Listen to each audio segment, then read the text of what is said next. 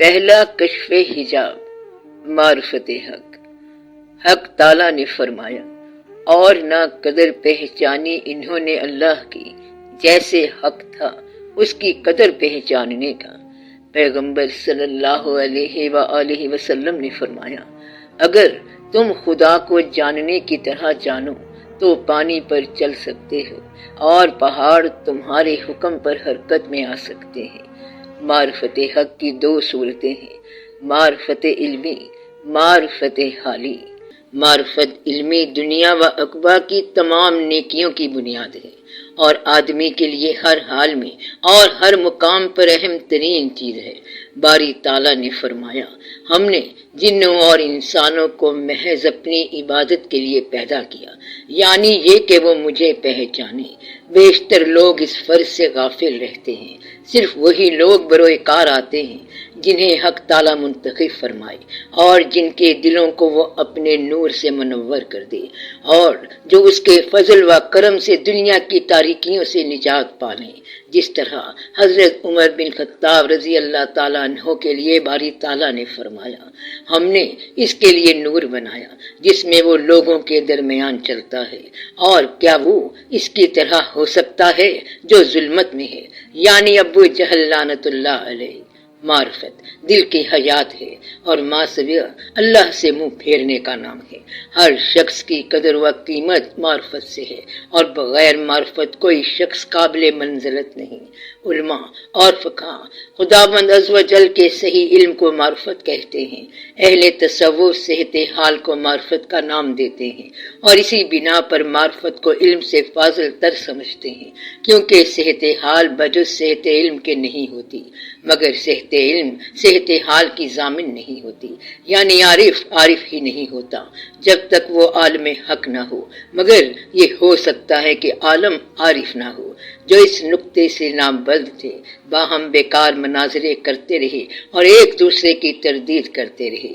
اب میں اس مسئلے پر روشنی ڈالتا ہوں تاکہ دونوں گروہ مستفید ہو سکیں انشاءاللہ العزیز۔ معرفت اور علم۔ خدا تجھے سعادت دے، تو یہ چیز سمجھ کہ لوگوں میں معرفت حق اور صحت علم کے معاملے میں بہت اختلاف ہے۔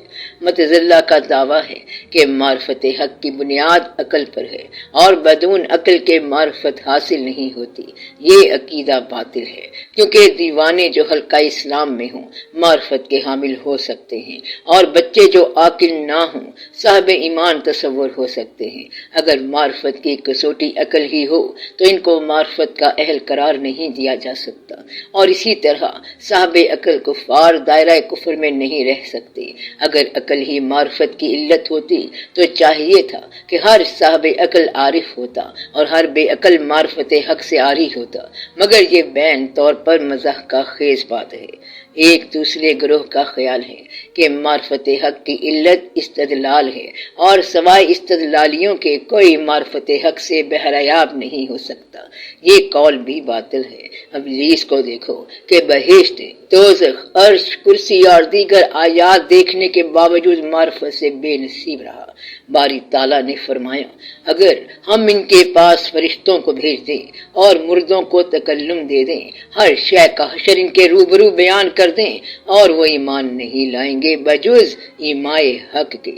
اگر ان چیزوں کی رویت اور استدلال علت معرفت حق ہوتا تو باری تعالیٰ ایمائے حق پر حسر نہ کرتا۔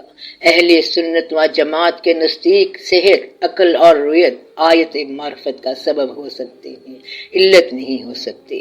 علت صرف مشیت ایزدی ہے، کیونکہ اس کی عنایت کے بغیر عقل اندھی ہے۔ عقل کو خود اپنا علم نہیں، کسی اور کا علم تو درکنار۔ ہر قسم کے ملحد استدلال کو بروئے کار لاتے ہیں اور بیشتر معرفت حق سے بے بہرا ہوتے ہیں۔ مشیت حق شامل حال ہو تو بندگان حق کی سب حرکات نشان معرفت ہوتی ہیں۔ ایسے لوگوں کا استدلال طلب اور ترک استدلال تسلیم ہوتا ہے۔ کمال معرفت کے لیے تسلیم طلب سے بہتر نہیں، کیونکہ طلب کے اصول کو کسی حالت میں بھی پس پشت نہیں ڈالا جا سکتا، اور تسلیم اصولاً فقدان اضطراب کی دلیل ہے۔ تاہم یاد رہے کہ ان دو اصولوں کی حقیقت بھی معرفت نہیں، صحیح رہنما اور دل کشا صرف ذات حق ہے۔ عقل و دلائل کا وجود امکان ہدایت کو روبکار نہیں لاتا۔ اس کی واضح تر دلیل یہ ہے کہ باری تعالیٰ نے فرمایا اگر کفار بار دیگر بھی دنیا میں آ جائیں تو اپنے کفر کی طرف ہی لوٹیں گے جس سے انہیں روکا گیا۔ حضرت علی کرم اللہ وجہہ سے معرفت سے متعلق پوچھا گیا تو آپ نے فرمایا میں نے اللہ کو اللہ سے پہچانا اور جو ما سوا اللہ تھا اسے اللہ کے نور سے دیکھا۔ اللہ نے جسم کی تخلیق کی اور اس کی زندگی روح کے سپرد کر دی۔ اس نے دل پیدا کیا اور اس کی زندگی کو اپنی تحویل میں رکھا۔ جب عقل انسانی صفات اور آیات جسم کو زندگی نہیں دے سکتی، روح کو زندگی دینے کا سوال ہی پیدا نہیں ہوتا۔ حق تعالیٰ نے فرمایا جو مردہ تھا اسے ہم نے زندہ کیا، یہاں حیات کو اپنی طرف منسوب کیا۔ پھر فرمایا ہم نے اس کے لیے نور بنایا جس کی مدد سے وہ لوگوں میں چلتا ہے، یعنی نور کا پیدا کرنے والا میں ہوں۔ پھر فرمایا جس کا سینہ اسلام کے لیے کھولا وہ اپنے رب کی طرف سے نور میں ہے، دل کے کھولنے اور بند کرنے کو بھی اپنی طرف نسبت دی، اور فرمایا ان کے دلوں اور ان کے کانوں کو سربمہر کر دیا، ان کی آنکھوں پر پردے ڈال دیے۔ پھر فرمایا اور اس کا اتباع مت کرو جس کا دل ہم نے اپنی یاد سے غافل کر دیا۔ پس ثابت ہوا کہ دل کی بست و کشاد شرع اور ختم باری تعالیٰ کے ہاتھ میں ہے۔ قطعاً محال ہے کہ اس کے سوا کوئی رہنما ہو۔ جو کچھ ما سوا اللہ ہے وہ علت اور سبب سے زیادہ نہیں، اور علت اور سبب بجز رضائے مسبب کے رہنما نہیں ہو سکتے۔ حجاب کی حیثیت راہزن کی ہوتی ہے، رہنما کی نہیں۔ نیز باری تعالیٰ نے فرمایا اللہ نے تمہارے دلوں میں ایمان کی محبت ڈال دی اور اسے تمہارے دلوں میں آراستہ کیا۔ یہاں زینت اور محبت کو اپنی طرف منسوب فرمایا۔ تقوی عائد ہونا جسے حقیقت معرفت کہنا چاہیے اسی کی عطا ہے۔ متقی کو راہ تقوی اختیار کرنے یا چھوڑ دینے پر اختیار نہیں ہوتا۔ اس کی تعریف و توصیف کے سوا معرفت کا حصہ انسان کے لیے بجز عجز کچھ بھی نہیں ہوتا۔ ابو الحسن نوری رحمت اللہ علیہ نے فرمایا اس کے سوا کوئی دلوں کا رہبر نہیں۔ طلب علم صرف صحت بندگی کے لیے ہے۔ یاد رکھو مخلوقات میں کسی کو طاقت نہیں کہ حق تعالیٰ تک رسائی بہم پہنچا سکے۔ استدلال پر تکیہ کرنے والے ابو طالب سے زیادہ صاحب فہم نہیں ہو سکتے، اور پیغمبر صلی اللہ علیہ وآلہ وسلم سے بڑھ کر کوئی رہنما نہیں ہو سکتا، مگر چونکہ ابو طالب کی شقاوت کا حکم لگ چکا تھا، پیغمبر صلی اللہ علیہ وسلم کی رہنمائی سے وہ مستفید نہ ہو سکے۔ استدلال کا پہلا قدم خدا سے روگردانی ہے، کیونکہ پہلے خیال غیر اللہ کی طرف جاتا ہے، برخلاف اس کے معرفت ما سوا اللہ سے کلیتاً منہ پھیر لینے کا نام ہے۔ بالعموم ہر مطلوب شے استدلال کے دائرے میں سما جاتی ہے، مگر معرفت حق عمومی مطلوبات میں شامل نہیں۔ معرفت عقل کی لامتناہی حیرت سے حاصل ہوتی ہے، انسانی اکتساب کو اس میں دخل نہیں، بجز ذات حق کے کوئی رہنما نہیں۔ معرفت شرع قلوب ہے اور خزانہ غیب سے ملتی ہے۔ ہر غیر اللہ چیز محدث ہے۔ ایک محدث دوسرے محدث کو پا سکتا ہے مگر خالق کو نہیں پہنچ سکتا، کیونکہ جب کوئی چیز حاصل کرنے والا غالب سمجھا جاتا ہے اور حاصل کو مغلوب خیال کیا جاتا ہے تو کوئی کرامت نہیں کہ عقل استدلال سے مستدل کے وجود کو غافل ثابت کر دے۔ کرامت یہ ہے کہ ولی نور حق کے سامنے اپنی ہستی کی نفی کرے۔ پہلی صورت میں معرفت صرف منطق ہے، دوسری صورت میں دلی کیفیت ہے۔ عقل کو معرفت کی علت سمجھنے والوں کو دیکھنا چاہیے کہ عقل ان کے دل میں حقیقت معرفت کا کیا تصور پیدا کرتی ہے۔ معرفت دراصل ہر اس چیز کی نفی ہے جسے عقل ثابت کرے، یعنی ذات حق ہر اس تصور سے بالا تر ہے جو عقل کے دائرہ امکان میں آ سکے۔ ان حالات میں عقل کا استدلال کس طرح ذریعہ معرفت بن سکتا ہے؟ عقل اور وہم دونوں ہم جنس ہیں، اور جہاں جنس ثابت ہوئی معرفت کی نفی ہو گئی۔ عقلی دلائل سے خدا کی ہستی کو ثابت کرنا تشبیہ سے زیادہ نہیں، اور اسی قسم کی منطق سے اس کا انکار کرنا تعطیل کے برابر ہے۔ عقل ان دونوں صورتوں سے باہر نہیں جا سکتی، اور دونوں صورتیں معرفت کے معاملے میں انکار حقیقت کے برابر ہیں، کیونکہ مشبہ اور معطلہ دونوں غیر موحد ہیں۔ جب عقل امکانی کوشش کر چکتی ہے اور اس کے چاہنے والوں کو اس کی تلاش کا سودا دامن گیر ہوتا ہے تو وہ درگاہ عرش پر سرنگوں ٹھہر جاتے ہیں، مضطرب الحال ہو کر گریہ زاری سے دست طلب دراز کرتے ہیں اور دلہائے مجروح کے لیے مرہم کی آرزو کرتے ہیں۔ وہ حد المقدور کوشش کر کے تھک جاتے ہیں تو قدرت حق ان کی ہمت افزائی کرتی ہے اور وہ اس کی عنایت سے اس کا راستہ پا لیتے ہیں، اذیت فراق ختم ہو جاتی ہے اور وہ ریاض معرفت میں باریاب ہو کر آسودہ ہو جاتے ہیں۔ جب عقل دلوں کو اس طرح کامران اور بامراد دیکھتی ہے تو اپنا تصرف کرنا چاہتی ہے، مگر اسے ناکامی کا منہ دیکھنا پڑتا ہے۔ ناکام ہو کر متحیر ہوتی ہے، متحیر ہو کر بیکار ہو جاتی ہے۔ جب بیکار ہو جائے تو حق تعالیٰ اسے لباس بندگی پہنا کر فرماتا ہے، تو جب تک آزاد تھی اپنے تصرف اور اپنی طاقت کے گھمنڈ میں مستور تھی، جب تیرا تصرف اور تیری طاقت لوٹ گئی تجھے ناکامی کا منہ دیکھنا پڑا اور ناکام ہو کر تجھے کچھ حاصل نہ ہوا، بس دل کو قرابت اور عقل کو بندگی نصیب ہوئی۔ حق تعالیٰ انسان کو اپنی معرفت خود عطا کرتا ہے اور یہ معرفت کسی انسانی طاقت سے منسلک نہیں ہوتی۔ انسان کی اپنی حیثیت سراسر بے حقیقت معلوم ہوتی ہے۔ اہل معرفت کے لیے خود ستائی خیانت کے برابر ہے۔ وہ یاد حق سے کسی حالت میں بھی غافل نہیں ہوتے، ان کا ہر لمحہ مقدس ہوتا ہے۔ معرفت ان کے لیے خالی لفظ تراشی نہیں بلکہ صحیح کیفیت قلبی ہوتی ہے۔ کچھ اور لوگ ہیں جو معرفت کو الہامی تصور کرتے ہیں، یہ بھی ناممکن ہے کیونکہ معرفت کی صداقت و بطلان کے لیے دلیل کی ضرورت ہے اور اہل الہام کے پاس کوئی دلیل نہیں ہوتی۔ مثلا ایک کہتا ہے میں الہامن جانتا ہوں کہ حق تعالی مکان میں محدود ہے، دوسرا کہتا ہے کہ میں الہامن سمجھتا ہوں کہ وہ لا مکان ہے۔ ان میں صرف ایک بات درست ہو سکتی ہے، دونوں طرف الہام کے مدعی ہیں۔ فرق سمجھنے کے لیے دلیل کی ضرورت ہے اور دلیل کا سارا الہام کا بطلان ہے اور دلیل کا سہارا الہام کا بطلان ہے۔ یہ عقیدہ برہمہ اور الہامیہ کا ہے۔ میں نے خود دیکھا ہے کہ اس زمانے کے کچھ لوگ اس معاملے میں نہایت درجہ مبالغہ سے کام لیتے ہیں اور پارسائی کا جامہ پہنے پھرتے ہیں۔ سب گمراہ ہیں اور ان کا عقیدہ ہر صاحب عقل کے لیے کافر ہو یا مسلمان قابل مذمت ہے۔ 10 مدعیان الہام 10 متناقض چیزوں کا دعویٰ کرتے ہیں، ایک ہی بات پر سب غلط ہوتے ہیں اور کسی میں ذرہ برابر صداقت نہیں ہوتی۔ اگر کوئی یہ کہے کہ الہام وہی ہے جو شریعت کے خلاف نہ ہو تو کہنے والا سخت غلطی میں مبتلا ہے۔ جب حکم شریعت ہی الہام کے صدق و کذب کی کسوٹی ہے تو معرفت کے شرعی، نبوتی اور ہدایتی الہامی ہونے کا سوال کہاں پیدا ہوتا ہے؟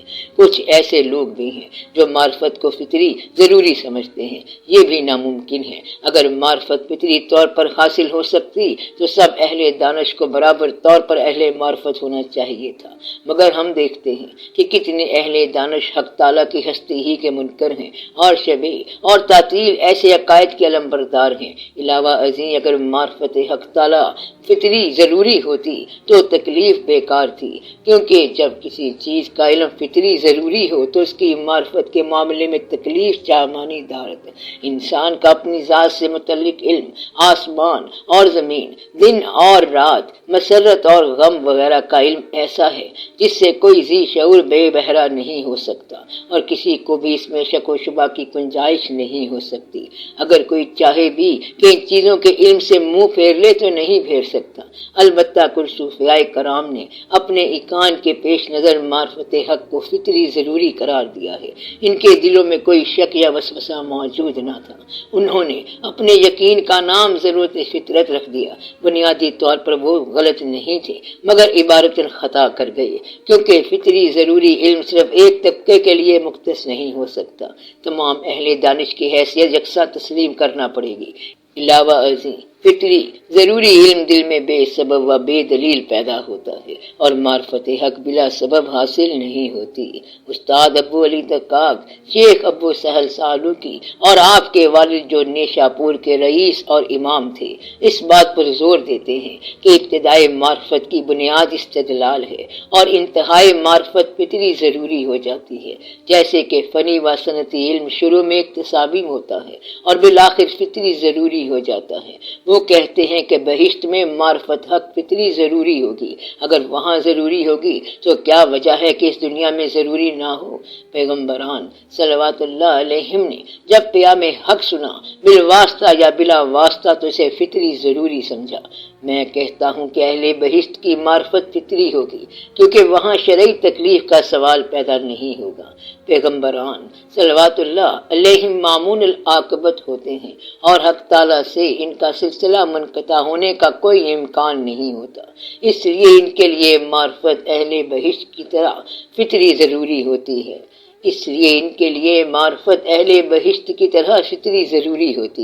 ایمان اور معرفت کی خوبی یہ ہے کہ ان کا تعلق غیب سے ہوتا ہے۔ اگر مدعائے ایمان و معرفت سامنے ہے تو جبر کی صورت پیدا ہو گئی اور اختیار معدوم ہو گیا، شرعی احکام کی کوئی وقت نہ رہی، اصول الحاد معطل ہو گیا، بلہم باور ابلیس اور برسیمہ کی تکفیر بے معنی ہو گئی، کیونکہ وہ عارف تو تھے، جیسا کہ ابلیس سے متعلق باری تعالیٰ نے بیان فرمایا اور اس کے رد و رجم کا ذکر کیا۔ وقال حق تعالیٰ ابلیس نے کہا، مجھے تیری عزت کی قسم میں ان سب کو گمراہ کروں گا۔ ظاہر ہے کہ مکالمہ معرفت کی سند ہے، عارف جب تک عارف ہے حق تعالیٰ سے منقطع نہیں ہوتا، حق تعالیٰ سے منقطع نہیں ہوتا۔ منقطع ہونے کی صورت اس وقت پیدا ہوتی ہے جب معرفت میں زوال رونما ہو۔ علم ضروری، فطری میں زوال ناممکن ہے۔ یہ مسئلہ عام لوگوں کے لیے بہت پیچیدہ ہے، یہ کافی ہے کہ تو صرف اس قدر ذہن نشین کر لے کہ بندے کو علم اور معرفت حق بجز ہدایت خداوندی کے حاصل نہیں ہوتی۔ انسان کے دل میں یقین معرفت کم و بیش ہو سکتا ہے، مگر حقیقت معرفت کم و بیش نہیں ہوتی، کیونکہ کمی اور بیشی دونوں نقصان معرفت کا پیش خیمہ ہیں۔ قرآن تقلید کو معرفت حق میں داخل نہیں، اس کی شناخت اس کے صفات کمال سے ہوتی ہے اور محض اس کی رعایت اور عنایت سے حاصل ہوتی ہے۔ دلیل اور عقل اسی کی ملکیت ہیں اور ہر چیز پر اسی کا تصرف ہے۔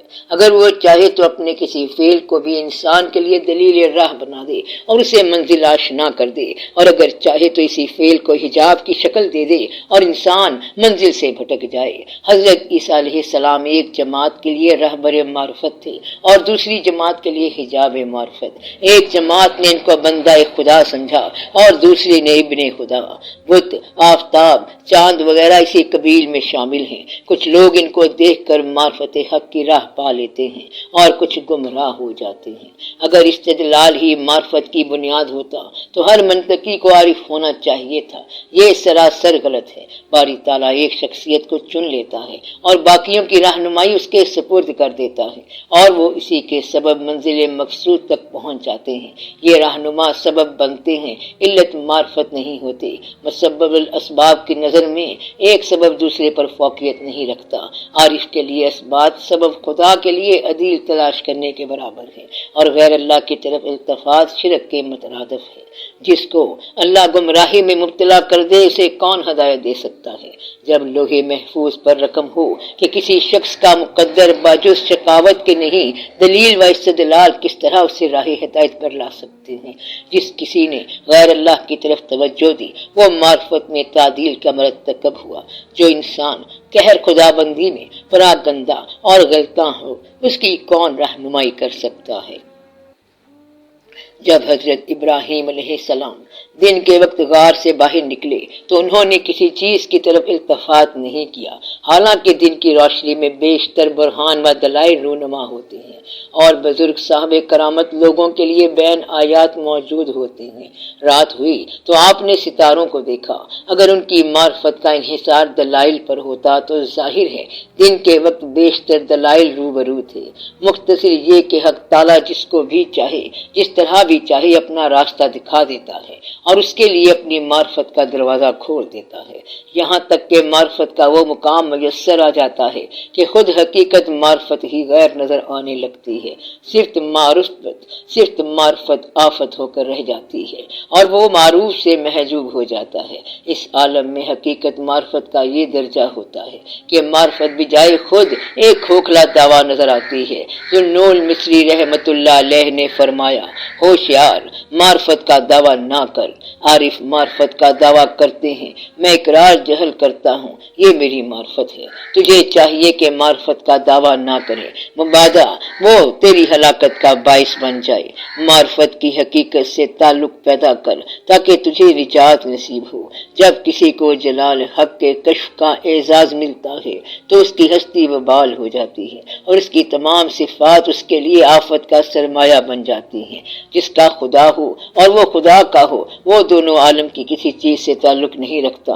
معرفت کی اصل حقیقت یہ ہے کہ بادشاہی حق تسلیم کی جائے۔ جب اس کی بادشاہت تسلیم ہو اور بادشاہت غیر کے تصرف سے پاک سمجھی جائے تو مخلوق سے کیا تعلق؟ خلقت، عارف اور خدا کے درمیان کیوں حائل ہو؟ یہ حائل ہونے والے حجابات جہل کا نتیجہ ہوتے ہیں۔ جب جہل اٹھ گیا تو حجاب ختم ہو گئے اور دنیا و عقبہ میں کوئی فرق نہ رہا۔ رموز معرفت، مشائخ کرام رحم اللہ نے اس معاملے میں بہت سے رموز بیان فرمائے ہیں۔ میں تیرے حصول فائدے کے لیے کچھ اقوال بیان کرتا ہوں۔ عبداللہ بن مبارک رحمت اللہ علیہ کا قول ہے، معرفت کسی چیز پر متعجب نہ ہونے کا نام ہے، کیونکہ تعجب اس وقت ہوتا ہے جب کوئی کام کرنے والا اپنے مقدور سے تجاوز کر جائے۔ حق تعالی قادر مطلق ہے، اس لیے اس کے کاموں پر صاحب معرفت کو کسی حالت میں تعجب نہیں ہو سکتا۔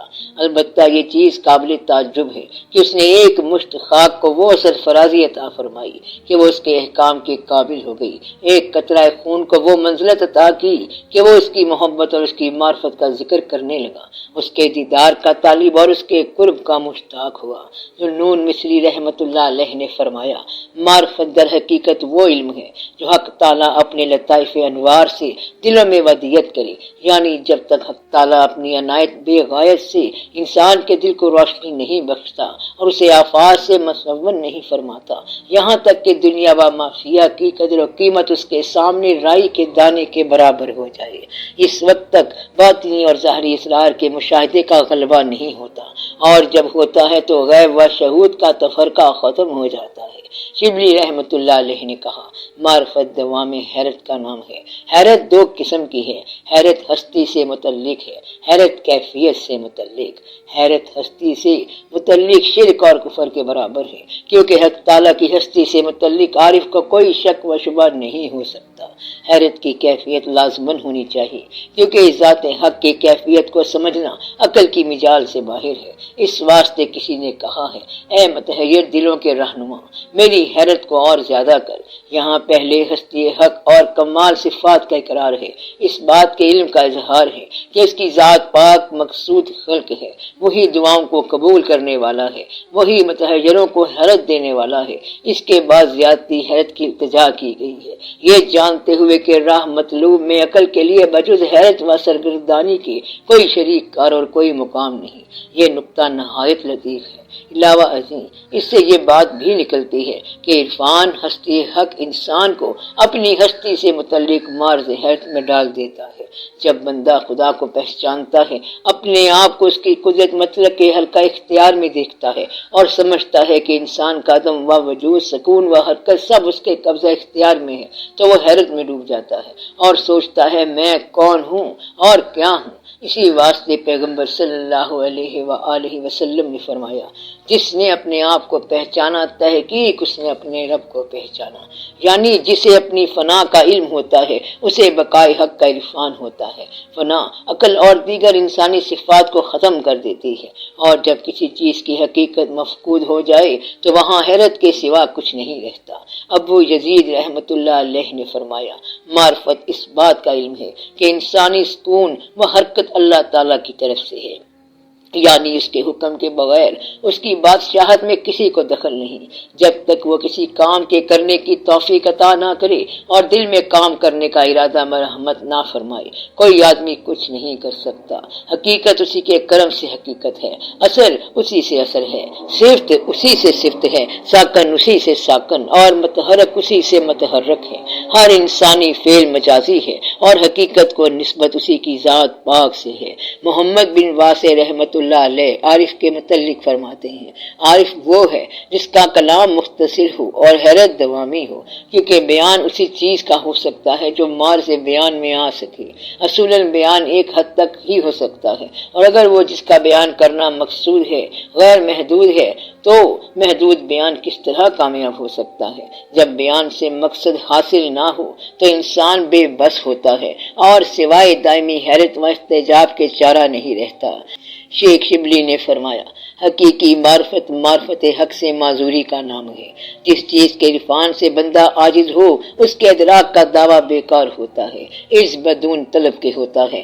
جب تک طالب خود کو اعلیٰ کار سمجھتا ہے اور صفات بشری پر قائم ہے، لفظ عجز کا اطلاق اس پر نہیں ہو سکتا۔ جب یہ عالیت و صفات ختم ہو جائیں تو وہ عجز نہیں بلکہ فنا کا مقام ہوگا۔ بعض مدعی صفات بشری کا اثبات بھی کرتے ہیں، صحت خطاب کی ذمہ داری بھی تسلیم کرتے ہیں، قیام حجت حق کے بھی قائل ہیں، اور یہ بھی اعلان کرتے ہیں کہ معرفت عجز ہے، ہم عاجز ہو گئے ہیں اور کسی چیز کو حاصل نہیں کر سکتے، یہ ضلالت اور خسران ہے۔ میں پوچھتا ہوں، کس چیز کی طلب میں عاجز ہو گئے ہو؟ عجز کے دو نشان ہیں اور دونوں میں سے تمہارے پاس ایک بھی نہیں۔ ایک نشان تو طلب اور ذریعہ حصول طلب کی فنا ہے، اور دوسرا اظہار تجلی ہے۔ جہاں ذریعہ حصول طلب کی فنا واقع ہو جاتی ہے وہاں عبارت آرائی کی گنجائش نہیں ہوتی۔ اس پر عبارت آرائی اظہار اس کے سوا کیا ہوگا؟ جہاں اظہار تجلی ہو وہاں سب نشان مٹ جاتے ہیں اور کوئی تفرقہ باقی نہیں رہتا۔ عاجز یہ نہیں جانتا کہ یہ عاجز ہے، اور جو کچھ اس سے منسوب کیا جاتا ہے اس کا نام عجز ہے، ورنہ عجز بذات خود غیر ہے اور اس بات غیر معرفت نہیں ہوتی۔ جب تک دل میں غیر کے لیے جگہ ہے معرفت صحیح نہیں ہوتی۔ عارف جب تک غیر سے کنارہ کش نہ ہو عارف نہیں ہو سکتا۔